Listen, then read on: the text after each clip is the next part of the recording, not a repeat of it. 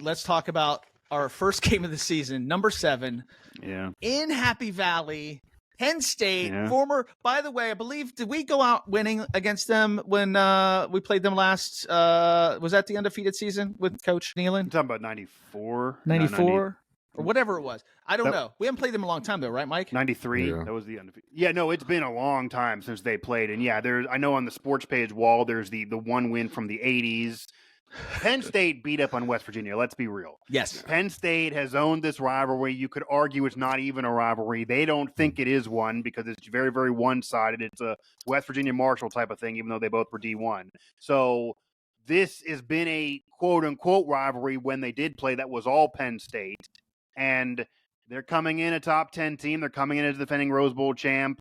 A lot of things are different from their team last year, but they're still very, very good. Neo Brown told us the other day he's starting to watch film, and his exact quote, I don't know if you guys heard, "We're not easing into this thing." Meaning, oh boy, everyone else is playing an FCS team, and we're playing Penn State. So I could give you a whole rant on the schedule, but this is going to be rough. Like, they could play well and still lose this game.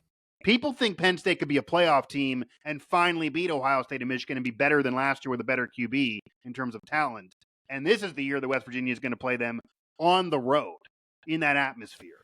So week 1, doesn't matter who they're playing, those fans are going to be into it. And it could get ugly if West Virginia's not careful and doesn't get some turnovers. Yeah, that's it's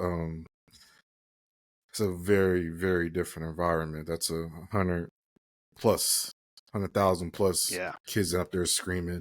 For me, I want this win personally because I never got offered from Penn State, and James Franklin was my recruiting coach from Maryland that took my scholarship back, the head coach. So for me, this would be sweet, sweet pie. But this is going to be. I wish it wasn't their first game for us to have. I wish we would get some real live footage on there, but it's gonna be. It can turn into a dogfight or it can turn into a trample.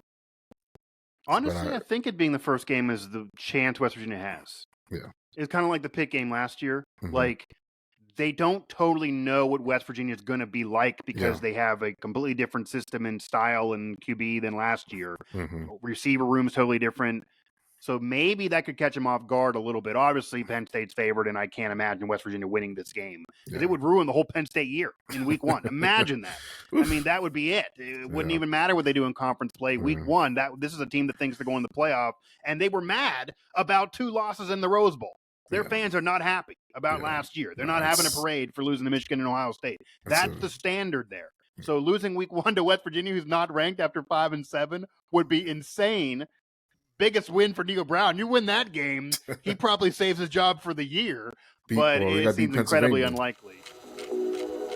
From Jam Street Media.